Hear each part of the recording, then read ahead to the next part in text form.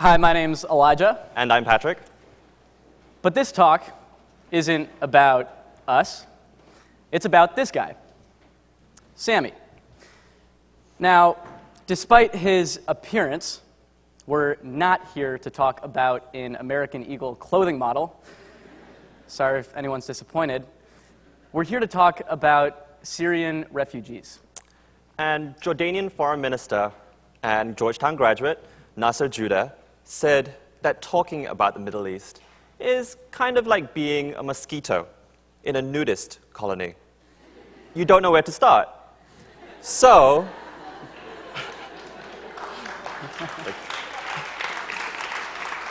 you have no idea how relieved I am that went down well. But we thought we'd show you. And don't worry, everyone is going to keep their clothes on. But could everyone please stand up?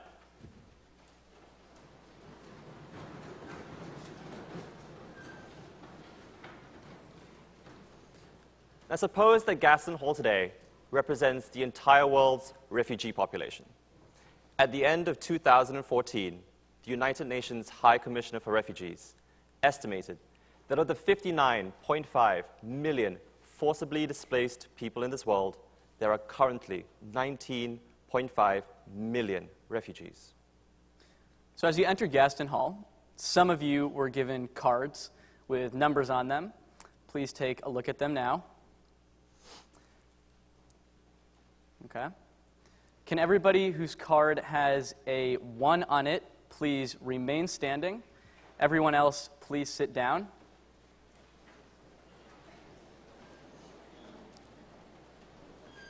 All right. Take a look around. Right now, there are 148 of you standing, which is about 20% of Gaston Hall. This represents the proportion of refugees in the world that are Syrian. Last year, UNHCR estimated this number to be 4 million, which does not include the 8 million internally displaced people, making this the largest refugee population today.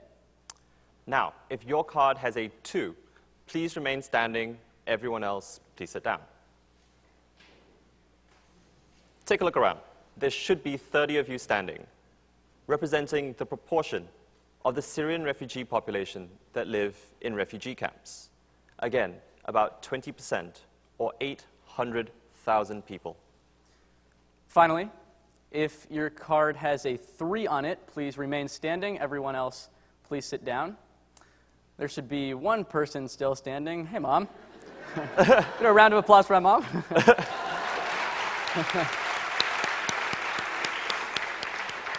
It's almost like that was planned out or something. So right now, my mom, one person, you can sit down. Right now, my mom, one person in all of Gaston Hall, represents the 10,000 or so Syrian refugees that Canada says it will welcome over the coming 3 years, which is the same number that the U.S. says it will welcome next year. And in January of this year, Canadian Immigration Minister Chris Alexander said that 1,285 Syrians have been approved to resettle in the country. However, he estimated that last year, no more than 10 had arrived in the country from refugee camps in the Middle East. So in doing this exercise, we wanted to show you just how few Syrians are ultimately resettled in Canada and North America. Keep this in mind through the rest of the talk. But now, back to Sammy. And just keep in mind also that his story is one of millions. Sammy is from a village in southern Syria called Bosra Asham. He has 3 brothers and a sister who now live in Algeria with his parents. Sammy grew up in Syria until the 10th grade, when his family had to move to Saudi Arabia because of his dad's job in construction. There, Sammy decided that he wanted to study to become a pilot. However, soon the family had to return to Syria. And the war broke out 3 months later. But Sammy says he didn't feel the effects of it initially. He started at the University of Damascus, where he began studying engineering. However, the program said his diploma was too old, so instead he decided to study English translation, where he learned to speak the language fluently. Now, as you can see, Sammy had no idea what he wanted to study, just like many of us here today, I'm sure, yours truly included. In one of his applications, he actually wrote that he wanted to be, get this, a dancer. Now, I can't say that's ever occurred to me. I think the jury is still out on our friend Patrick over here, but we won't go there. We've got a great breakout session planned. Sammy describes his first year at the University of Damascus as the best year of his life. He really liked the atmosphere and meeting people in this massive, diverse community. Describing it, he once wrote, "Everyone had dreams. Everyone came here to do something, to share in the same thing. Everyone would think together, make plans together, hang out together, sharing the same goal. It was amazing. I want this again." The next year was 2012, and the situation was getting worse. On the second day of the school year, there was an explosion near campus.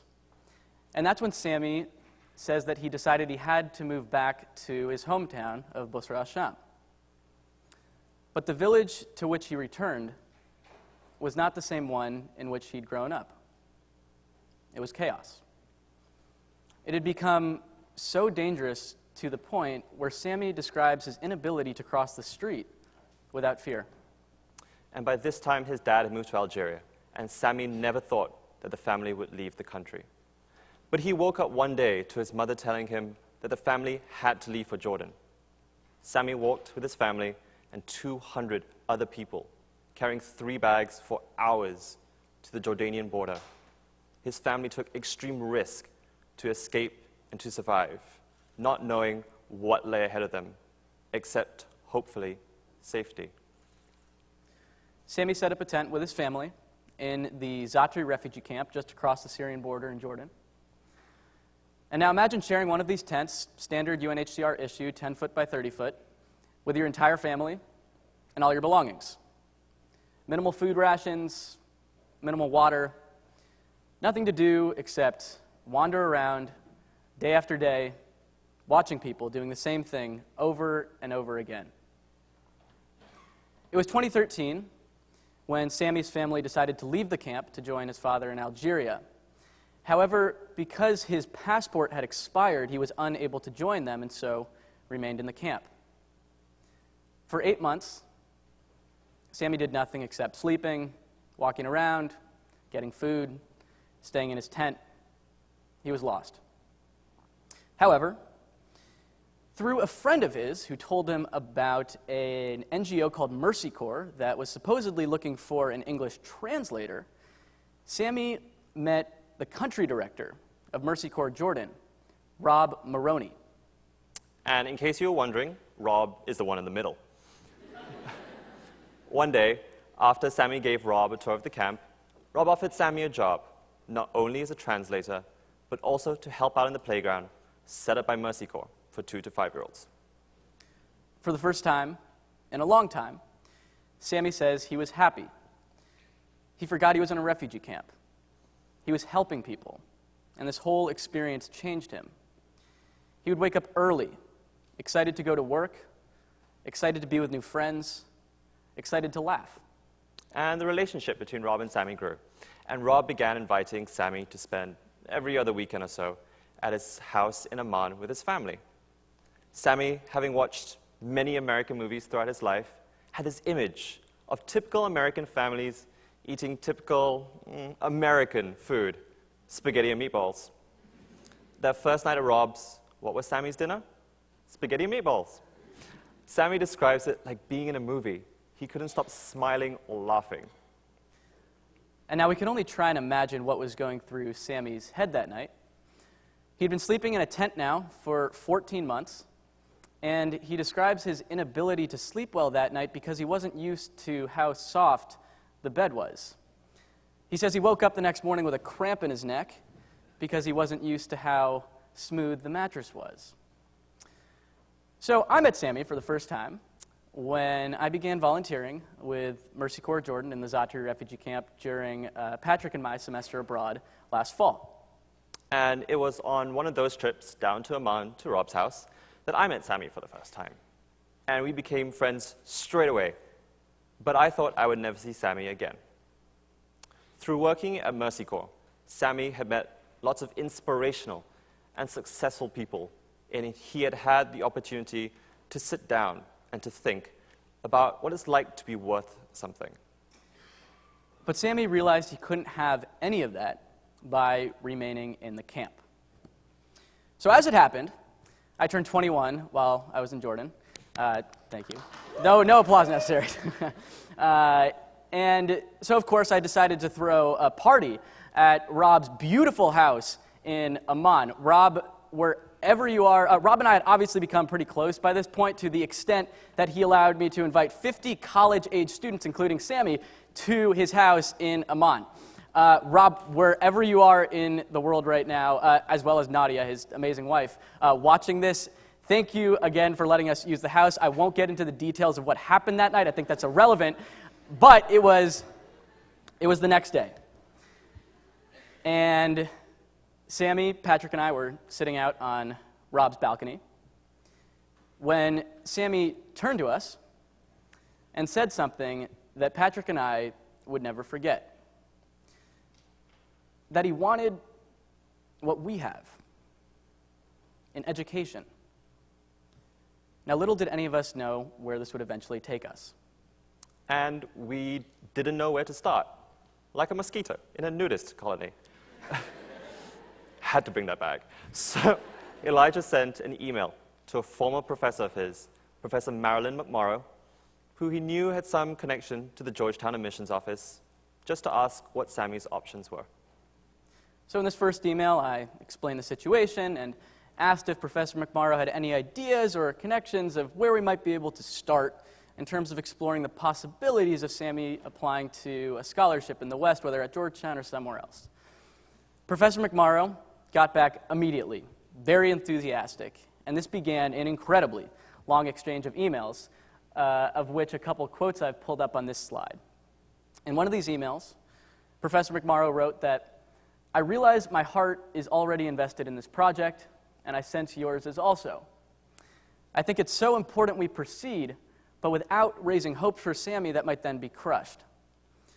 So Professor McMorrow identified this risk, which we'll touch on in a second, but in a follow-up email I wrote, "It's rare there's a project or issue I stumble across where I feel like I can have a meaningful impact on someone's life. I feel like this could be one." And as Professor McMorrow pointed out, there was risk in going down this path. While Elijah wrote that he felt this was something we both could have an impact on, how often do we hear about idealistic study-abroad college students who go to a developing country, get inspired for a few months, volunteering for a cause, but then forget about the people, their struggles and their stories when they return to their comfortable, busy lives on their college campus? But it was our desire not to end our friendship with Sammy when we boarded the flight back to the U.S. that drove Patrick and I to begin exploring the possibilities of Sammy applying to Georgetown. We had a call with the admissions officer, Kate Timlin, and met with the Jordan chair for admissions, Walid Khalifa. We even arranged for Walid to drive up to Zaatari Camp to meet Sammy. However, because of Sammy's diverse interests, from engineer, pilot, dancer, we all came to the eventual conclusion that Georgetown probably wasn't the best fit for him. And so this was another risk that we assumed, right? That by meeting and speaking to all these people and sending these people to meet with Sammy, we risked establishing the impression that we, Patrick and myself, were the guarantors of a better future for Sammy, which was something that we were far, far from being in the position of being able to do. But the risks paid off. Over the course of the next couple of months, Elijah and I played a small role in helping Sammy look into and apply for other scholarship opportunities in the West. And it was the afternoon of February 12th of this year when Sammy messaged me, saying that he had been sponsored to study in Canada. And I still remember the day extremely well. Both Elijah and I were sitting in Arabic media class, and as we were transitioning to our next presentation, I looked at my phone. Sorry, Professor Sahar, wherever you are. And this is what happened.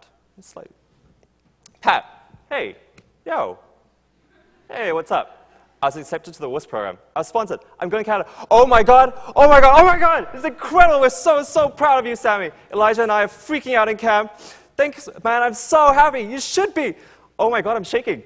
And not just because I'm in front of all of you. As you can tell, I was slightly excited. And yes, I was shaking so much, I did misspell class as camp.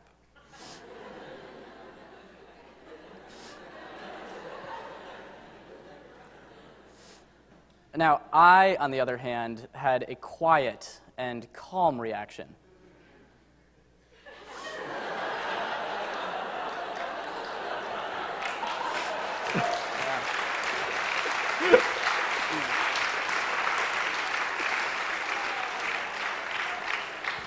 And I won't read that out loud. That might get me expelled from Georgetown. And this is Sammy's life now. I've been here for quite a month. Yeah, it's really beautiful. It's getting colder. It's been windy today. Probably the temperature is like 3 degrees, 3 Celsius or something. Yeah. I'm right now in front of Sheriff Hall. It looks like Hogwarts. It's so fancy. It's so beautiful. Look at this. It's quite a beautiful place. And the environment is unbelievable. I came from a desert, and just looking at this, oh my God. Let's see. The first moment I came here, well, this road didn't really look the same. It looked more green, but you know, it's fall.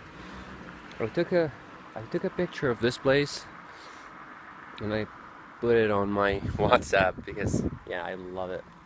It looks so beautiful.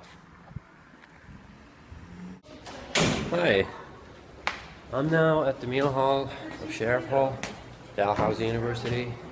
It's really beautiful. I get to meet a lot of people here from different countries. It's amazing. Take a look. And most importantly, the food is delicious. I wish I could say the same thing about Leo's. So I think what I learned from this experience is best captured by a blog post I wrote after the first time I visited Zaatari Camp and met Sammy. In this post I wrote, while this reality is frustrating for us School of Foreign Service students who want to be the next generation of global visionaries, as you can see, quite modest. No. Classic Georgetown, right? That's supposed to be a joke. I would actually argue that in the process of embracing the reality of our worldviews, that our worldviews will forever face limits, we actually expand our capacities to have meaningful impacts on these situations.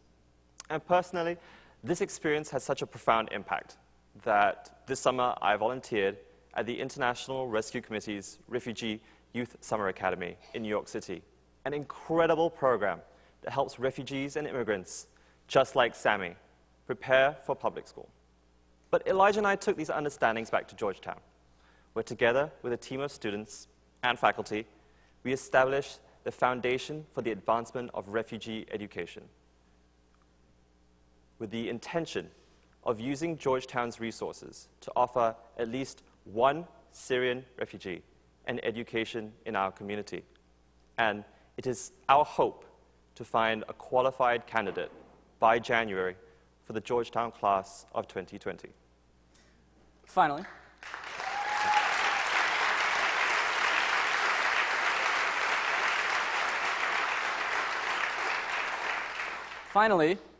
Patrick and I had a chance to visit Sammy a couple weeks ago in his new life in Canada at Dalhousie University, where we picked up these nifty t-shirts. Go Tigers. And now we want to encourage you all to join the three of us in our breakout session because, despite the odds and everyone who said it would be impossible, we are incredibly excited and honored to say that Sammy has made one more journey from Zaatari Camp to Gaston Hall of Georgetown University. Please give a warm welcome to our friend, Sammy, who's in the audience today.